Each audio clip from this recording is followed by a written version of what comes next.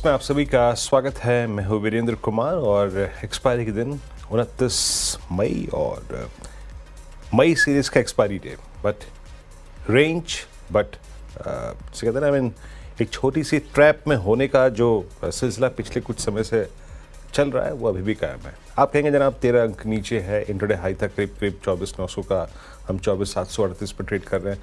फिर आप रेंज शब्द का इस्तेमाल क्यों कर रहे हैं? करना पड़ रहा है क्योंकि well with in defined option range में इंडेक्सेस घूमते हुए, निफ्टी भी और निफ्टी बैंक भी। अगर आपने रेंज का सम्मान किया होगा तो पैसा बना होगा, नहीं तो मेरे ख्याल से गया होगा, या फिर आप शायद एक मात्र दर्शक बन के रह चुके होंगे। खैर, इस कार्यक्रम में हम बातचीत करेंगे आज मोतीलाल ओसवाल फाइनेंशियल सर्विसेज के डेरिवेटिव एनालिस्ट चंदन तापड़िया से। चंदन, गुड आफ्टरनून, कार्यक्रम में स्वागत है। मैं आपके पास आता हूँ, उससे पहले जरा स्टैट्स को देखते हैं और सुबह अप्रोच क्या बात कर रहे थे हम उसको देखते हैं। देखिए, कल भी हम डेढ़ों के आसपास क्लोज हुए थे और कल के एफआईएस के स्टैट्स में कैश में सेलिंग थी और इंडेक्स में सेलिंग थी। नेट शॉर्ट कॉन्ट्रैक्ट्स कैपिटलाइज होकर ऑलमोस्ट 70,000 कॉन्ट्रैक्ट हो गए थे, तो एफआईएस की तरफ से कम्प्लीटली थम्स डाउन था।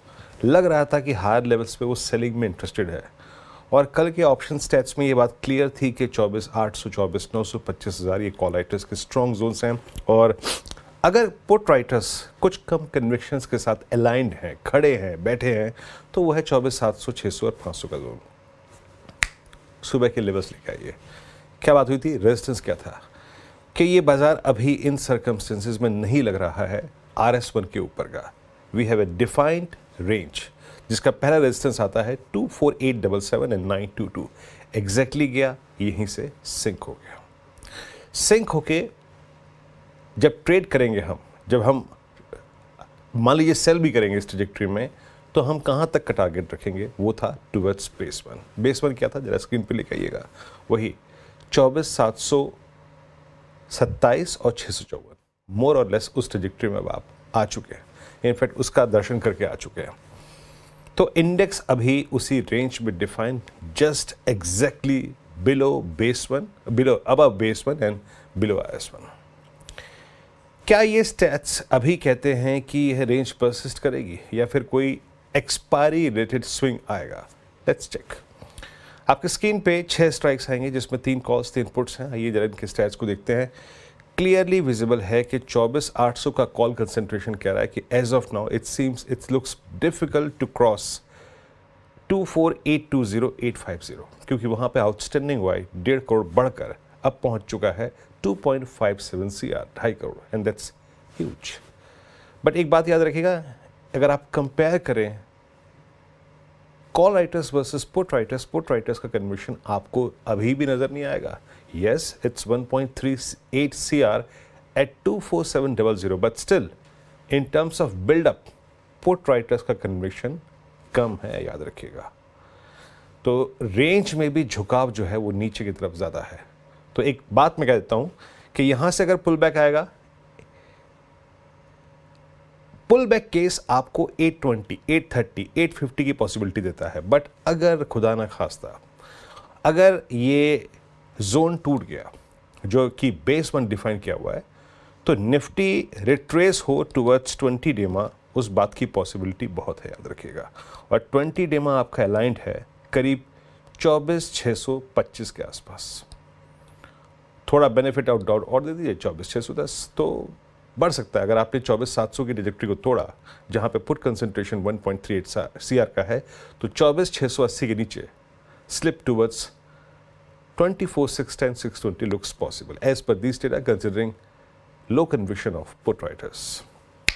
लेके आइए निफ्टी बैंक पे देखिए, हमारे पास एक चीज़ अच्छी थी और एक चीज़ बुरी थी। बुरी ये थी कि हम रेंज बाउंड थे, बट उस रेंज में भी हमारे डाउन साइड को रेस्ट्रिक्ट कर रहा था PSU बैंक। लेकिन आज PSU बैंक का भी मिजाज कुछ उसी तरीके से था जैसा कि रेस्ट ऑफ द मार्केट का था।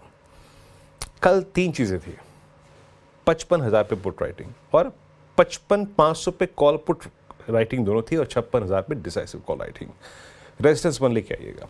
क्या कही थी मैंने बात की, अगर डिप मिल जाए तो बाय करेंगे, लेकिन अगर बाजार स्ट्रॉन्ग खुला, गैप अप हुआ, तो हमें RS1 के आसपास अपने ट्रेड को चेक करना पड़ेगा। 642, 640 एंड 733 एग्जैक्टली वही जोन नहीं गया। क्लियरली लिखा था कमेंट्री में, if resist book, if resist get out, if resist possibility of short will open.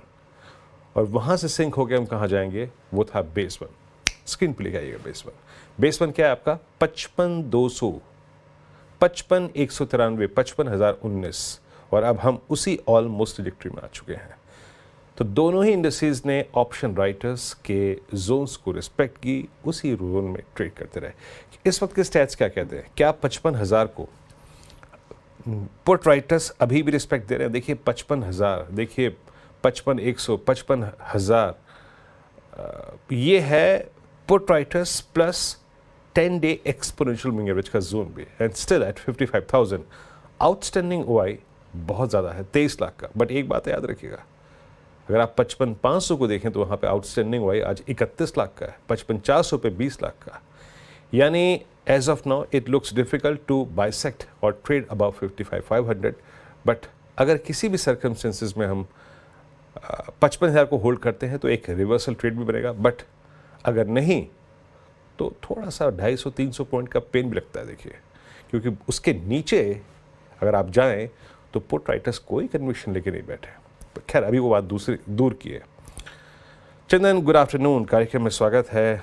और थोड़ा स्टॉक स्पेसिफिक एक्शन थोड़ा ठीक ठाक था चंदन, अदरवाइज उसी रेंज को ऑप्शन राइटर्स की बाजार ने रिस्पेक्ट दी, या फिर हायर लेवल से कोलैप्स ज़्यादा महत्वपूर्ण चीज़ थी जो आज विजिबल थी। आप क्या कर रहे हैं चंदन इंडेक्स पे, और कैसे लाइन है आप इंडेक्स पे, क्या आउटलुक है आपका?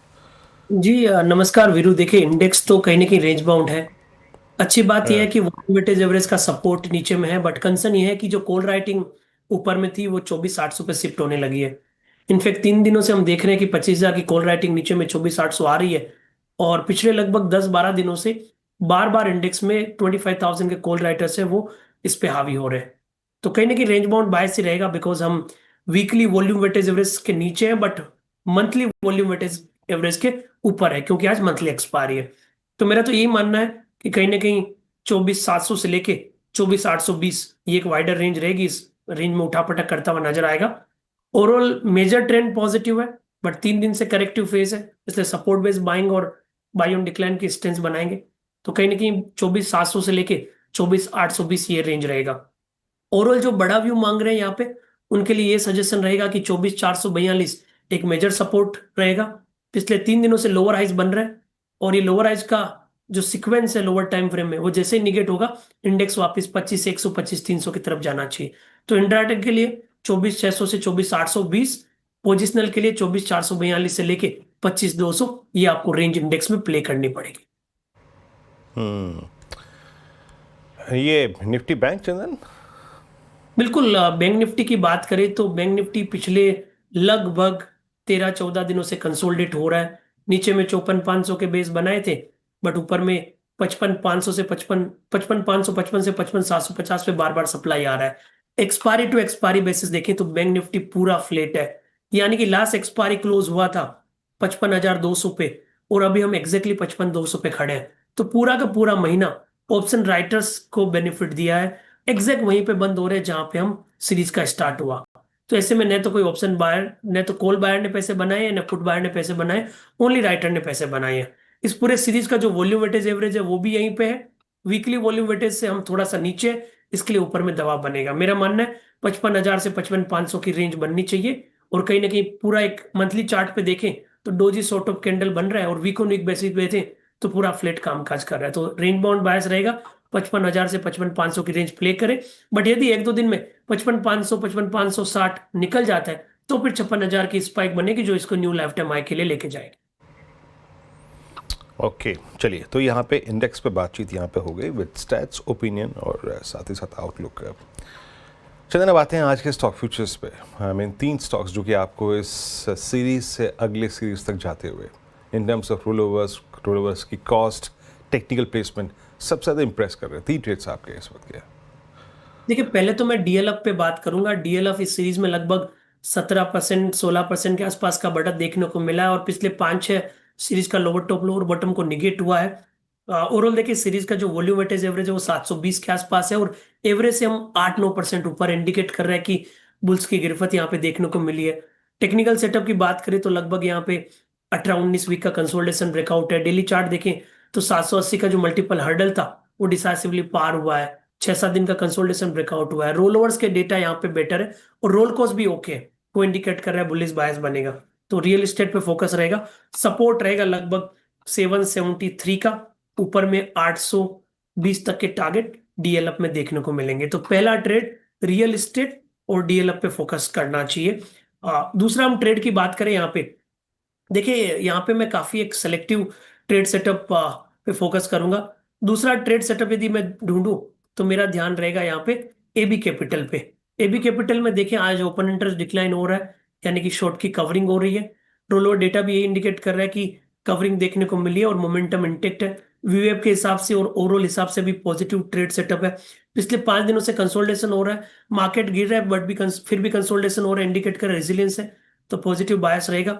सपोर्ट रहेगा यहाँ पे लगभग 216 के आसपास का, 235 तक के टारगेट एबी कैपिटल में बनने चाहिए। तो एक तो हुआ डीएलएफ, दूसरा हुआ एबी कैपिटल, और एक काउंटर है मैं यहाँ पे क्यूमिंस में फोकस करूंगा। हालांकि काफी चल चुका है ये, बट फिर भी मेरा मानना है कि एक बड़ा ब्रेकआउट होना चाहिए। टिपिकली देखें तो टेक्निकल में बड़ा ब्रेकआउट हुआ, एक टेक्स्ट बुक ब्रेकआउट होना चाहिए। ओपन इंटरेस्ट 12-13% एडिशन हुआ है। रोल ओवर के फिगर भी यहाँ पे बेटर होने चाहिए और कहीं ना कहीं कैपिटल गुड्स काउंटर में पॉजिटिव मूवमेंट है। चाहे आप ओवरऑल वीकली चार्ट सेटअप पे बीएचईएल देखें, एलएनटी देखें, तो इस काउंटर पे फोकस रहेगा। 3080 का एक मेजर हर्डल था, वो सरपास किया है, तो 3080 का सपोर्ट लगाएंगे। कहीं ना कहीं 3250 तक के 3280 तक के टारगेट क्यूमिंस में बनने चाहिए। तो डीएलएफ, क्यूमिंस और इस तरह से यहाँ पे ये 3 ट्रेडिंग आइडियाज बनेंगे जहां पे पॉजिटिव बायस से कामकाज कर सकते हो, इंक्लूडिंग एबी कैपिटल। जैम कमेंस ये आपकी ट्रेड्स में शामिल है। कमेंस इस वक्त का सेकंड टॉप गेनर है। क्या गजब का खूबसूरत शानदार ब्रेकआउट आया। कमेंस पोस्ट अर्निंग्स आज ऑलमोस्ट अब इस वक्त अपने CY25 के यानी कैलेंडर वर्ष 2025 के सबसे सर्वोच्च स्तरों पर ट्रेड कर रहा है, above all moving averages. That is, आप एक काम कीजिएगा, जून फ्यूचर्स और मे फ्यूचर्स दोनों रखिएगा along with roll over stats, क्योंकि देखिए ये नंबर्स के बाद आया है, इसलिए स्ट्रॉन्ग रिएक्शन है। दूसरी बात, मैनेजमेंट की कमेंट्री और आने वाले क्वार्टर्स और फिस्कल के लिए जो उन्होंने आउटलुक शेयर किया है ये उस पे आया है। मई शायद 2 लाख, जून बिल्डअप 5.87, अच्छा वहाँ पे भी शॉर्ट। अब हुआ क्या है, देखिए ये था सारे एवरेजेस के नीचे, तो क्या था कि जून में काफ़ी शॉर्ट पे था, तो जून में शॉर्ट भी कवर हो रहा है और मे फ्यूचर्स में पोजिशंस कट रही हैं। स्टैट्स अच्छे हैं, 81% रोल ओवर, ओवरऑल अच्छे हैं, क्योंकि चंदन के ट्रेड्स में शामिल था, क्योंकि स्टैट्स अच्छे लग रहे हैं, क्योंकि रोल ओवर अच्छे हैं, क्योंकि नंबर्स भी आए हैं। हम इसको थोड़ा सा सेंटर में रख के बातचीत करेंगे। एक काम करते हैं, एक ब्रेक लेते हैं और जब ब्रेक के बाद लौटेंगे तो बात करेंगे कमेंट्स के नंबर पर। एग्जैक्टली जो मैनेजमेंट है उन्होंने एनालिस्ट के साथ क्या व्यू शेयर किया और इस पे बात करेंगे। वामाक्षी हमारे साथ होंगी एक छोटे से ब्रेक के बाद, उनसे समझेंगे कि क्या क्रक्स था, क्या क्रिटिकल फैक्टर्स थे इस मैनेजमेंट कॉल के। छोटे से ब्रेक के बाद हाजिर होते हैं। ब्रेक से पहले जैसे कि चंदन ने अपनी कॉल्स में कमेंट्स को शेयर किया था, टेक्निकली बहुत स्ट्रॉन्ग, ऑप्शंस के वाइज स्टैट्स भी अच्छे हैं, रोल ओवर्स अच्छे हैं, बट आज सुबह जब हम बातचीत कर रहे थे तो कुछ नतीजों में इफ्स एंड बट्स थे, कुछ कन्फ्यूज़न था रिगार्डिंग आई थिंक नंबर्स को लेकर भी, और फ्यूचर आउटलुक क्या था कंपनी ने जो शेयर किया, एंड इस कॉल में उसको समझने की कोशिश करते हैं। और वामाक्षी हमारे साथ, वामाक्षी क्या एग्जैक्टली कहा यहाँ पे आज कमेंट्स की कमेंट्री में, सेगमेंट्स के बारे में क्या बात की गई और की ग्रोथ ड्राइवर्स आगे क्या रहेंगे, ग्रोथ आउटलुक क्या शेयर किया उन्होंने? जी बिल्कुल, कमिंस के स्टॉक में काफ़ी अच्छा उछाल आया है। उनके नंबर्स जो अगर हम देखें तो ऑपरेशनल परफॉर्मेंस काफ़ी बेहतर रहा है। कंपनी के जो रेवेन्यू है वो मात्र 6% से बढ़ी है, क्योंकि डोमेस्टिक कारोबार जो है वो काफ़ी फ्लैट रहा है, सिर्फ 0.5% की ग्रोथ यहाँ नज़र आई है। मगर एक्सपोर्ट्स कारोबार में काफ़ी मजबूत ग्रोथ कंपनी ने पोस्ट की है, करीब 39% ईयर ऑन ईयर बेसिस पर। मार्जिन कॉन्ट्रैक्शन ज़रूर एक्सपेक्टेड था, मगर उम्मीद से कम मार्जिन कॉन्ट्रैक्ट हुए हैं और नेट प्रॉफिट का भी आंकड़ा है जो कंपनी ने पोस्ट किया है वो उम्मीद से बेहतर है।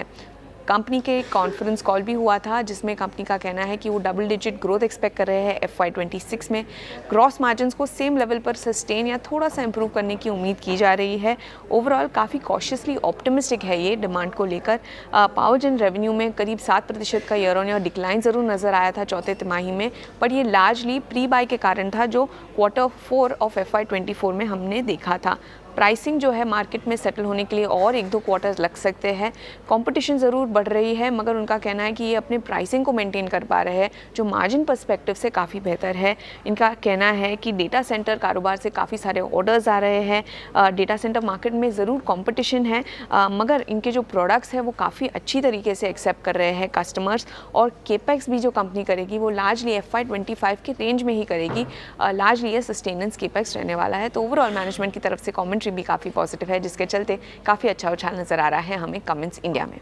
शुक्रिया कामाक्षी, तुम्हें मैनेजर की तरफ से एक स्ट्रॉन्ग कमेंट्री और उसी का एक इम्पैक्ट है कि स्टॉक जो है वो इस वक्त ऑलमोस्ट हाई की ट्रेजेक्टरी मार्केटेड कर रहा है। सुबह जो थोड़ा कन्फ्यूजन था डोमेस्टिक बिजनेस, जो कि शायद थोड़ा सा जिसकी ग्रोथ मोर लेस फ्लैट रही, तो उसको लेकर थोड़ा सा पशुपेश था। बट ओवरऑल अगर आप देखें तो अच्छा, और FY26 में भी FY20 के बराबर केपेक्स करेंगे। That same capex figure data centre से ऑर्डर से जुड़े काफ़ी इंक्वायरी आ रही है। दैट मीन्स ये जो सेगमेंट है वो डिलीवर कर सकता है। और बाकी कंपिटिटिव एनवायरनमेंट है, इसमें कोई राय नहीं है। और हालांकि कीमतों में कोई बदलाव नहीं किया गया है और अगले 1 से 2 तिमाहियों में कीमतें स्थिर होने की उम्मीद है। ये कुछ टिप्पणियाँ थी मैनेजमेंट की। और डिमांड आउटलुक सतर्कता के साथ आशावादी, यानी कॉशियसली ऑप्टिमिस्टिक। एट 3178 इस वक्त डी हाई पे कारोबार करता हुआ। निफ्टी उसी धुरी को 24,733 को लेके चलता हुआ। एक काम करते हैं, एक ब्रेक लेते हैं और जब ब्रेक के बाद लौटेंगे तो बात करेंगे आज के ऑप्शन ट्रेड के बारे में। हाजिर होते हैं। कुछ कमेंट्स की कमेंट्री को सुना और कुछ स्टॉक्स पे। अब आते हैं ऑप्शंस पे। चंदन, अब नो डाउट हमें जून में ट्रेड करना है, क्या पिक कर रहे हैं आप? इंडेक्स या कोई स्टॉक ऑप्शन? कहाँ रिवॉर्ड अच्छा नज़र आ रहा है आपको? देखिए, गिवन द सिनारियो इंडेक्स काफ़ी रेंज बाउंड है। वीरू, मैं स्टॉक्स पे फोकस करना चाहूँगा। मेरे रडार पे है एक MCX में काफ़ी अच्छा ब्रेकआउट है और कहीं ना कहीं कैपिटल मार्केट थीम यहाँ पे अच्छे काम कर रही है। इनफैक्ट 2 दिन पहले हम कैपिटल मार्केट थीम पे भी एक बास्केट लेके आए हैं विद द व्यू कि पूरा सेक्टर मोमेंटम रहेगा। तो MCX पे हमारा एक पॉजिटिव बायस रहेगा। जून की कॉल पे फोकस करेंगे हम। MCX का 6,900 का कॉल खरीदारी की सलाह रहेगी। 6,900 का कॉल अभी लगभग 180 रुपए के आसपास चल रहा है। मैं यहाँ पे जून महीने की बात कर रहा हूँ, यानी अगले महीने की मंथली एक्सपायरी। तो MCX का 6,900 का कॉल OTM स्ट्राइक ले रहा हूँ क्योंकि पूरा महीना पड़ रहा है। 180 चल रहा है, इसको 175-80 के बीच में लिया जाना चाहिए। सपोर्ट रहेगा 145 का, ऊपर में लगभग 240 तक के टारगेट MCX का 6,900 का कॉल छू सकता है। ओके, MCX 6,900 की कॉल स्पॉट रखिएगा। और क्योंकि चंदन ने अब जो जिक्र किया, क्योंकि आपके पास बहुत टाइम वैल्यू है और प्राइस रखिएगा स्टॉक का प्लीज़। ये जून की स्ट्राइक है 6,900 की कॉल, लगभग 240 का लक्ष्य है, 145 का स्टॉप लॉस है। हाँ, चार्ट रखेंगे जरा प्लीज़ एक बार। स्टॉक का चार्ट मांग रहा हूँ मैं यहाँ पे, प्लीज़ एक बार MCX का रखिएगा, मैं वो आपसे पूछ रहा हूँ। यस, इट्स 6659, यानी अगर आप देखें CMP से बड़े डिफरेंशियल्स के साथ, क्योंकि टाइम वैल्यू काफ़ी है, तो अगर मेरा स्विंग तो पैसे बन जाएंगे इस पर। चिंतन, बहुत बहुत शुक्रिया आपका इस कार्यक्रम में शामिल होने के लिए, सभी स्टॉक्स पे इंडस्ट्रीज पर रखने के लिए। एक ब्रेक, आपसे अगली मुलाकात होगी आज 2 बजे कमाई का अड्डा में। तब तक के लिए नमस्कार।